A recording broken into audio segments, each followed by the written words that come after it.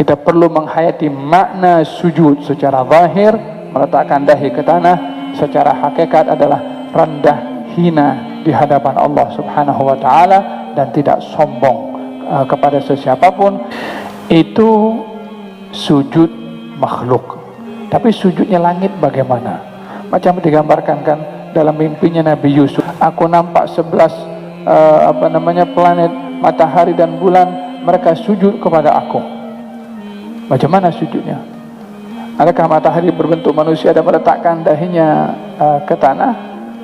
Ia adalah makna hakikat sujud itu sendiri, bukan secara zahirnya yang dilihat oleh Nabi Yusuf dalam mimpinya.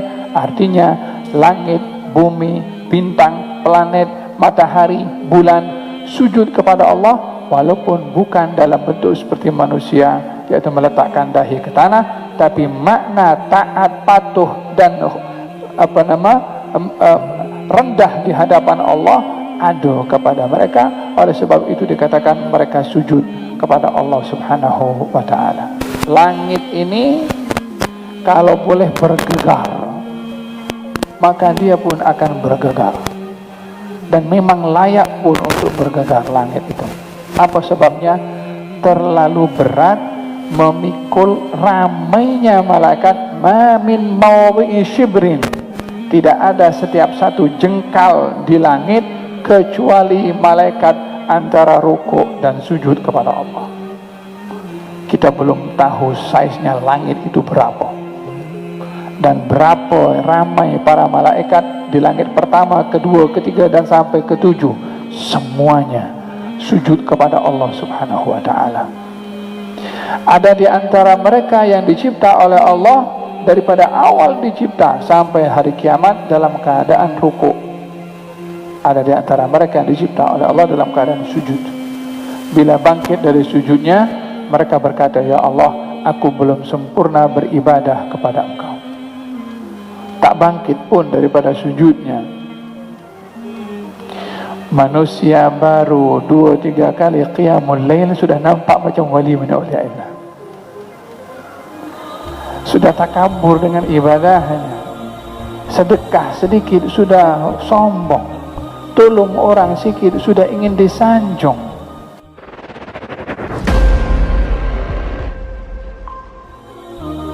Bila dikatakan semua yang di langit dan di bumi sujud kepada Allah Subhanahu wa taala, apa itu arti sujud? Dan kalau man ini ditafsirkan termasuk langit dan bumi, karena merangkumi dua-dua sekali, bagaimana sujudnya langit dan bagaimana sujudnya bumi kepada Allah Subhanahu wa taala? Berbicara tentang sujud, sebelum kita nisbahkan kepada sesiapa, kepada manusia atau bukan manusia, sujud ini adalah tempat yang paling baik bagi seseorang ketika berada di dalam salat, yaitu dalam keadaan sujud. Ada pembahasan di kalangan ahli fiqh, salat ini yang paling baik yang mana satu? Yang sujudnya lama atau banyak, atau yang berdirinya lama? Dalam Al-Quran Allah Subhanahu wa ta'ala berfirman, wa qumu lillahi qanitin, hafidhu ala salawati wa salatul wusta wa qumu lillahi qanitin. Dan berdirilah kamu dalam salat dalam keadaan kamu khusyuk. Afdhalus salah tulul qunut. Salat yang paling baik itu kalau kamu berdiri lama. Maksudnya berdiri lama adalah membaca Al-Quran dalam keadaan berdiri panjang. Dan itu pernah dilakukan oleh Nabi SAW bila salat berdirinya itu lama. Dan kalau rukuk menghampiri lamanya sama dengan berdiri. Bila i'tidal menghampiri masanya dengan rukuk, yakni berdirinya itu lama. Namun pada hadis yang lain Nabi bersabda, amr rukuk fa'zimu fihi rabb wa amma sujud wa aktsiru fihi doa. Kalau kamu dalam keadaan rukuk, banyaklah puji Allah. Kalau kamu dalam keadaan sujud, banyaklah kamu berdoa kepada Allah. karena sujud adalah momen yang paling hampir bagi seseorang dengan Allah Subhanahu wa ta'ala. Oleh sebab itu masjid diberi nama masjid, diambil daripada perbuatan sujud. Ada seorang sahabat Nabi SAW meminta permintaan kepada Nabi yang begitu besar permintaan itu. Mereka ketika ditanya oleh Nabi, kamu minta apa daripada aku?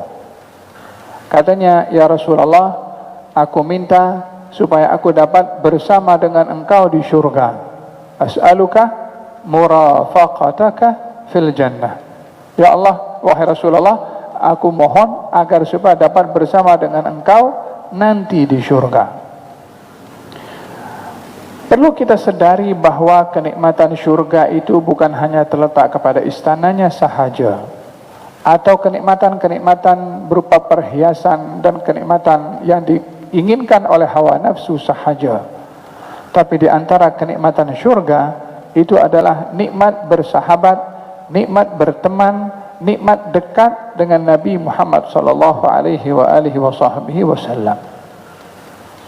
Oleh sebab itu, di antara permintaan yang Nabi minta setiap pagi di waktu subuh adalah meminta kepada Allah untuk dapat menemani para anbiya wa murafaqatal anbiya. Ya Allah, aku mohon kepada engkau dapat menemani nabi-nabi. Nabi Muhammad meminta kepada Allah agar supaya dianugerahkan kebersamaan dengan para nabi. Siapa yang termulia di antara nabi-nabi semua? Nabi Muhammad SAW. Tapi beliau minta juga untuk rapat dengan para anbiya, karena pentingnya untuk bersama dengan para anbiya di sana, di akhirat nanti. Di antara nikmat yang diberikan oleh Allah adalah kebersamaan dengan para anbiya. Dan tentunya Nabi yang paling mulia adalah Nabi Muhammad, bersama dengan beliau adalah lebih mulia daripada segala-galanya. Oleh sebab itu sahabat tadi meminta agar supaya dapat menemani Rasulullah. Permintaannya besar. Nabi kata, "A'inni ala dzalika bikathratis sujud." Bantu aku untuk dapat apa yang kamu mahu dengan kamu memperbanyak sujud. Permintaan yang besar tadi Nabi bagi tahu kepada sahabat yang meminta, bantu aku dengan kamu banyak sujud. Maksudnya salat dan memperbanyak dalam sujudnya. Karena sujud itu adalah momen yang paling baik antara seorang hamba dengan Allah. Maka disitulah tempat untuk meminta kepada Allah Subhanahu wa ta'ala. Dengan demikian perbezaan ulama mengenai salat ini daripada segala rukunnya, mereka berbeza pendapat manakah rukun yang paling sesuai atau yang paling mulia untuk seorang itu melazimkan diri dalam rukun tersebut dalam salat. Yang pertama adalah berdiri, yang kedua adalah sujud. Alangkah baiknya kalau dua-dua dilakukan. Sujudnya lama, berdirinya pun juga lama. Bila kita berbicara tentang sujud pada manusia adalah meletakkan dahi ke tanah. Itu suratus sujud, gambaran sujud, bentuk sujud. Tapi makna pada sujud, karena tidak semua orang boleh meletakkan dahinya ke tanah. Orang yang sholat di atas kapal terbang, duduk atau di atas kendaraannya, tak boleh letakkan dahi ke tanah. Orang yang dia ada uzur, tak boleh sujud dengan dahinya, dia tak boleh sujud meletakkan dahi ke tanah. Lalu bagaimana? Adakah dia tidak sujud?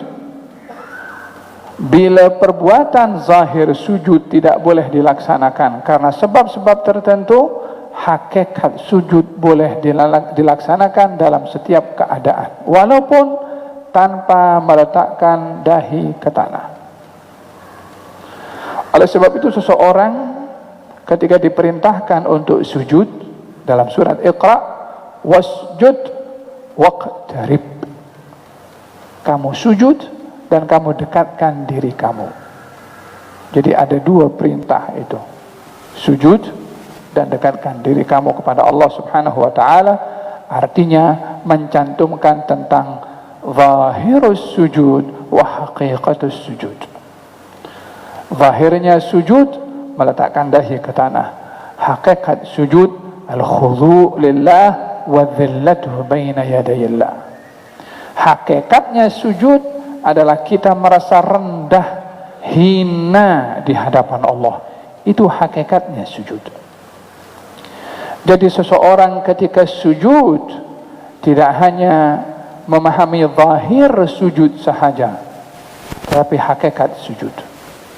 Oleh sebab itu, tak sempurna seseorang bila dahinya sujud, hatinya sombong. Tidak sempurna seseorang itu walaupun banyak sujud, tapi hatinya takabur. Karena dia hanya dinampak zahir sujud, tapi tidak dinampak hakikat sujud. Saya selalu bawa cerita tentang seorang bernama Dzul Khuwaisirah, yang dia banyak sujud, tapi dia sombong. Ketika dipuji oleh sahabat karena melihat zahirnya orang ini banyak sembahyang, banyak salat. Tapi ketika diberitahu kepada Nabi, ya Rasulullah, inilah orang yang kami ceritakan, yakni yang selalu jaga sembahyang, jaga air sembahyang, jaga sembahyang. Kata Nabi, aku nampak muka orang ini kena tampar syaitan. Orang lain nampak dia banyak salat, Nabi nampak kena tampar syaitan. Apa maksudnya? Ada kesan telapak tangan syaitan kepada muka orang itu? Bukan itu. Sifat syaitan ada kepada dia. Apa dia? Ketika orang itu mendekat, kata Nabi, adakah kamu berkata dalam hati kamu, kamu adalah lebih baik daripada semua yang ada dalam majlis ini? Dia kata iya. Sombong. Itulah kesan tamparan syaitan yang ada pada lelaki tersebut, walaupun lelaki tadi itu salat, walaupun lelaki tadi sujud, tapi ia hanya melakukan zahir sujud, bukan hakikat sujud. Oleh sebab yang demikian, kita perlu menghayati makna sujud secara zahir, meletakkan dahi ke tanah. Secara hakikat adalah rendah, hina di hadapan Allah Subhanahu wa taala, dan tidak sombong kepada sesiapapun, karena orang yang merendah kepada Allah tidak akan menyaingi Allah pada sifatnya, yaitu sifat takabur atau sifat kesombongan seseorang.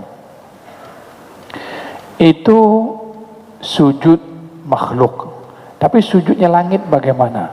Macam digambarkan kan dalam mimpinya Nabi Yusuf, inni ra'aitu ahada asyara kaukaban wa syamsa wal qamara ra'aituhum li sajidin.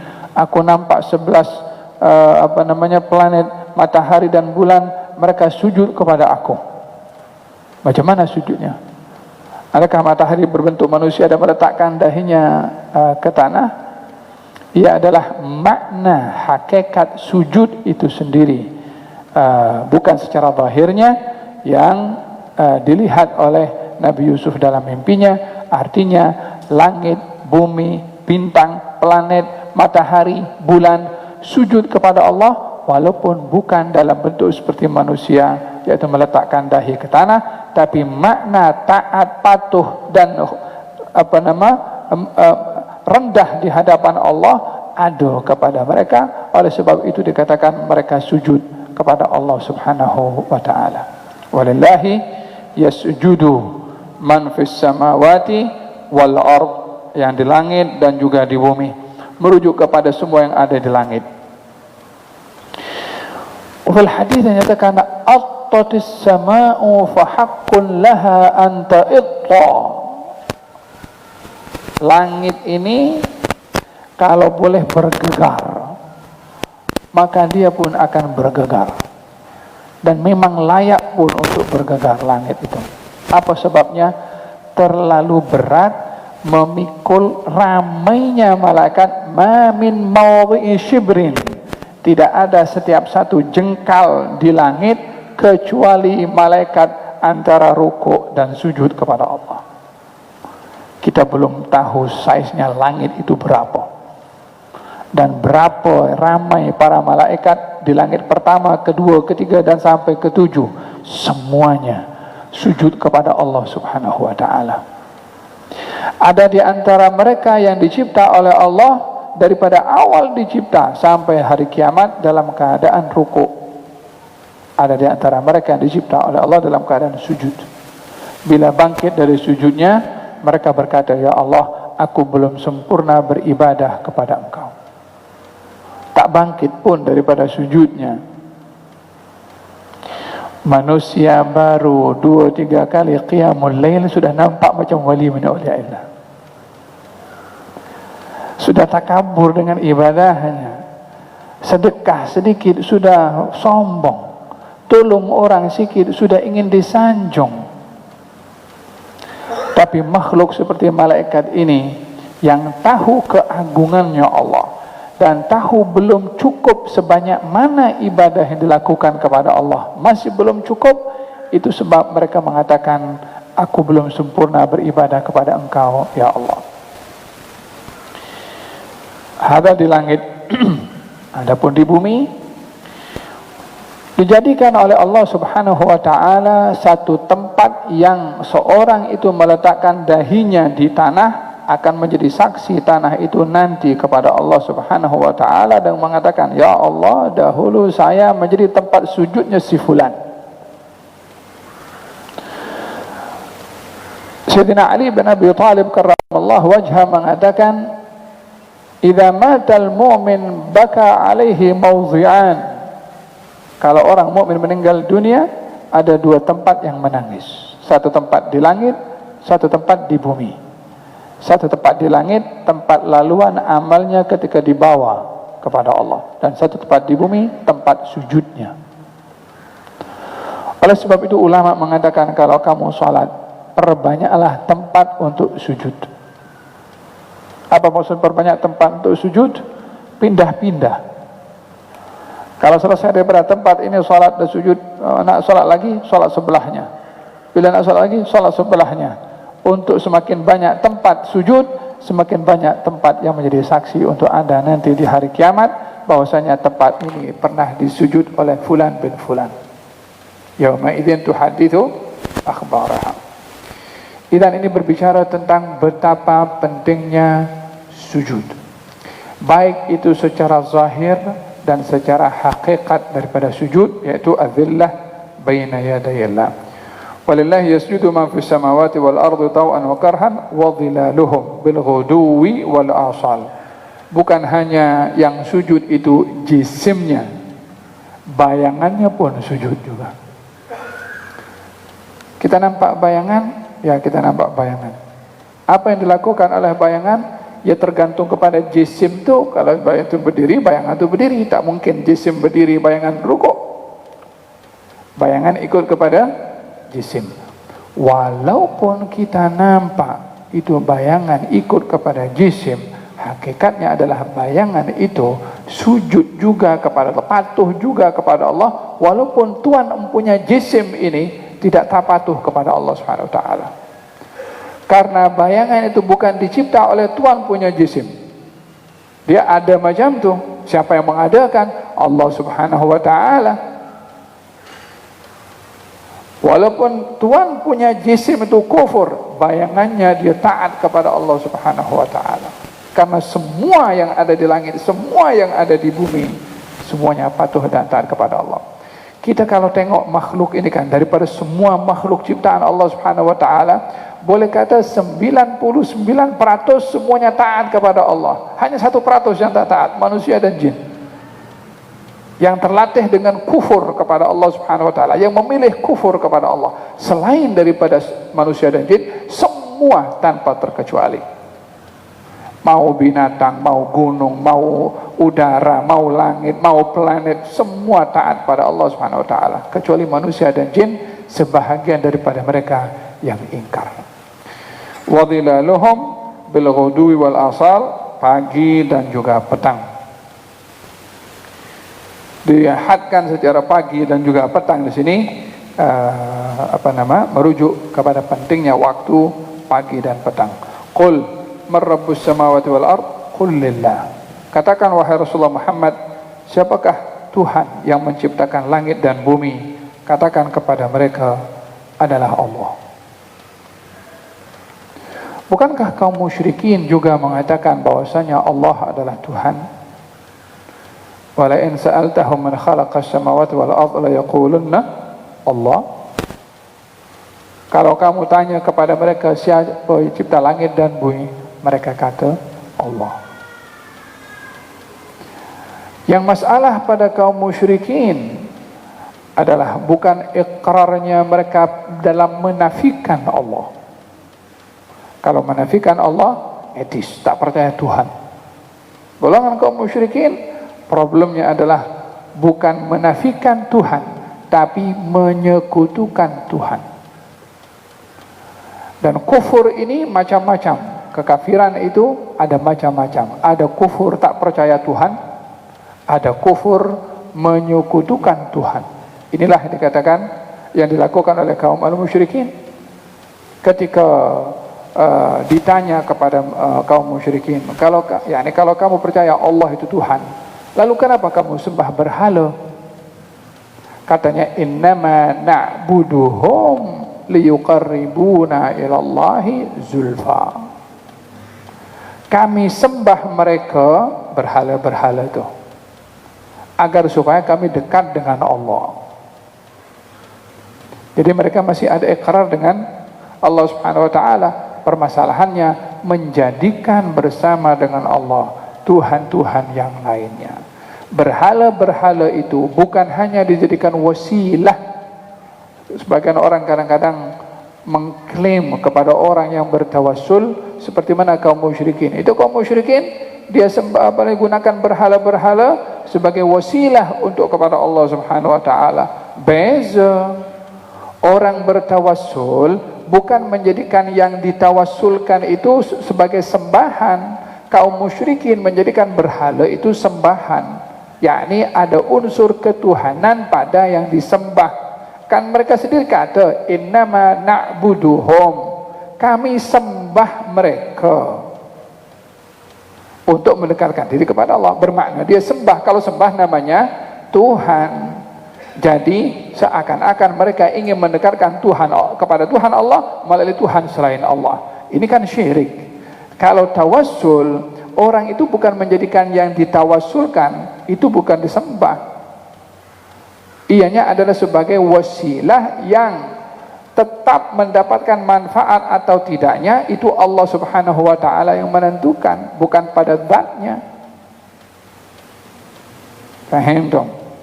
Oleh sebab itu diajarkan dalam tawassul ini, dalam pelbagai sirah, hatta Nabi Muhammad sendiri bertawassul. Nabi Muhammad sendiri bertawassul. Apa dalilnya? Baginda Rasulullah doa orang kalau nak pergi ke masjid, katanya, Allahumma inni as'aluka bihaqqis sa'ilina alaik, wa bihaqqir raghibina ilaik, wa bihaqqi mamsyaya hadha ilaik. Ya Allah, aku berdoa kepada Engkau dengan kehormatan orang-orang yang meminta kepada Engkau, dengan kehormatan orang-orang yang menginginkan Engkau, dengan kehormatan langkah kaki aku yang digunakan ke masjid atau tempat yang baik. Meminta kepada Allah, bertawassul dengan siapa? Dengan orang-orang yang berdoa kepada Allah, dengan orang-orang yang menginginkan Allah, hatta dengan langkah kaki menuju ke tempat yang baik, karena itu perbuatan yang baik juga. Dan ada perbezaan antara keduanya. Falhasil dikatakan dalam ayat ini kepada mereka kaum musyrikin, siapa yang menciptakan langit dan bumi? Katakan kepada mereka yang menciptakan adalah Allah. Baru dalam hal ini walaupun mereka sepakat mengatakan Allah itu adalah Tuhan, namun mereka menjadikan selain Allah Tuhan. Diingatkan oleh Nabi SAW, afattakhadtum min dunihi awliya, adakah kamu menjadikan selain Allah penolong, sembahan-sembahan bagi kamu, Tuhan selain daripada Allah, yang mana mereka la yamlikuna li anfusihim naf'an wala dharra, tidak dapat mendatangkan manfaat atau mudarat untuk diri mereka sendiri. Untuk Tuhan yang kamu sembah pun, kalau hujan kena hujan, kalau panas kena panas. Berhala yang disembah itu, peliknya pun berhala dibuat sendiri. Macam mana barang buatan sendiri boleh jadi Tuhan? Sebelum dibuat, Tuhannya di mana? Ya kan? Secara logik, secara akal tidak masuk di akal. Tapi kalau sudah cara berpikir akal itu sudah terbalik, maka tidak lagi dapat membezakan mana batil. Oleh sebab itu ketika Nabi Ibrahim itu penggal berhala-berhala yang disembah oleh Namrud, setelah selesai dihilangkan kepala mereka kecuali yang besar saja, diletakkan kapak itu di bahu berhala yang besar. Ditanya oleh Namrud, "Anta fa'alta hadza bi alihatina ya Ibrahim?" Hai Ibrahim, adakah engkau yang lakukan kepada Tuhan-Tuhan kami? Oh, dia tak malu pun juga. Macam mana Tuhan kebas kepalanya tak boleh lawan? Tuhan macam apa? Nabi Ibrahim menjawab, "Bal fa'alahu kabiruhum hadza." Kamu yang buat yang besar tuh. Tengok kapaknya ada di sebelah tuh. Kalau kamu tak percaya, tanya kepada dia. Kata mereka, macam mana kita bertanya kepada yang tak boleh menjawab? Kata Nabi Ibrahim, kau dah tahu tak boleh menjawab, apa pasal kau sembah? Intinya, keyakinan yang dikuasai oleh hawa nafsu tidak akan menerima apa yang jelas dan benar menurut akal. Kata Imam Ibn Athaillah Sekandari, beliau mengatakan dalam kata-kata hikmahnya, katanya, tidaklah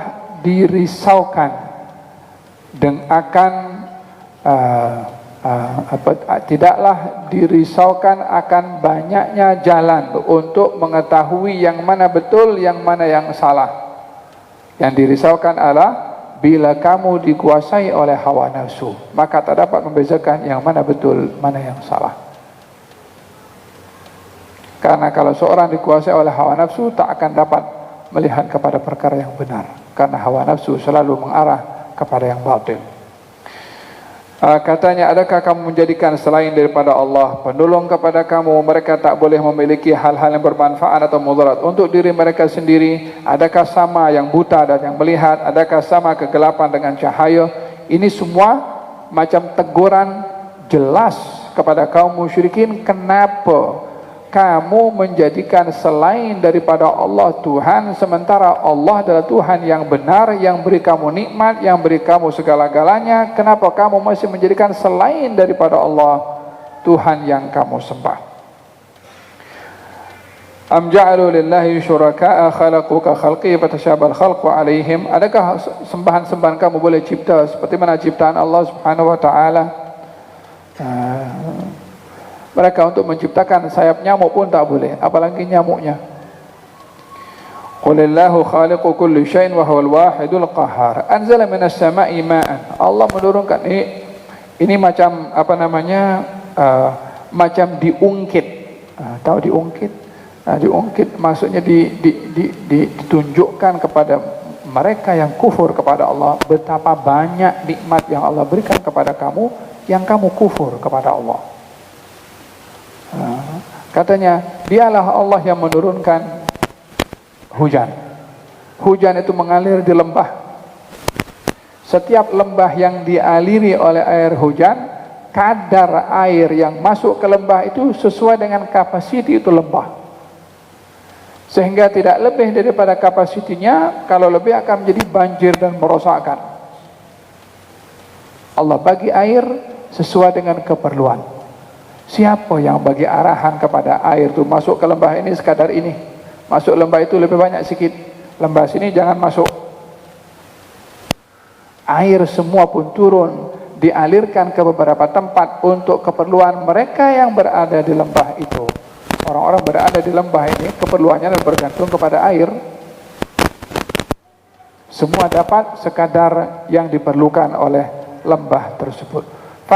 Fahtamal as-sailu zabadan rabiya. Yang kotor-kotor dibawa oleh air, semuanya dibawa. Yang kekal adalah yang bersih. Wa mimma yuqiduna alaihi finnar. Dan Allah menurunkan untuk kamu manfaat yang kamu dapat melalui api yang menyala. Api menyala untuk membakar emas supaya boleh nampak cantik. Perak pun juga demikian. Besi pun juga demikian. Bagaimana akan dilihat emas itu boleh nampak cantik kalau tidak dipanaskan dengan api? Siapa yang cipta api dan siapa menciptakan kekuatan pada api untuk menghilangkan yang kotor. Bagaimana emas itu kalau kalau pure emas, dia agak lembut, dia mesti dicampur dengan yang lain supaya kuat. Siapa yang bagi kekuatan kepada emas itu untuk jadi lembut dan menjadi kuat dengan yang lainnya dengan dipanaskan oleh api? Bukankah itu nikmat? Bukankah orang semua menjadikan ukuran dalam ekonomi dengan emas? Siapa yang cipta emas? Siapa yang bagikan pure emas itu? Kadar emas ada yang 18 karat, ada yang 20 karat, ada yang 24 karat. Siapa yang jadikan itu semua? Tukang emasnya hanya menggunakan alat yang sudah sedia ada. Emasnya sudah sedia ada, bukan dia yang cipta emas. Ini bahagian daripada nikmat yang diberikan oleh Allah Subhanahu wa taala. Hanya manusia ingkar kepada yang memberi nikmat, yaitu Allah Subhanahu wa taala. Kadzalika yadribullahu al-haqqa wal batil, fa amma az-zabadu fa yadhhabu jufaan, wa amma ma yanfa'u an-nasa fa yamkuthu fil ard. Kadzalika yadribullahu al-amthal lil ladzina istajabu li rabbihim husna. Bagi mereka yang beriman kepada Allah akan diberikan syurga. Adapun orang-orang yang enggan untuk beriman, maka mereka kalau punya dunia ini untuk dibayarkan, ditebus untuk menyelamatkan mereka, mereka akan lakukan.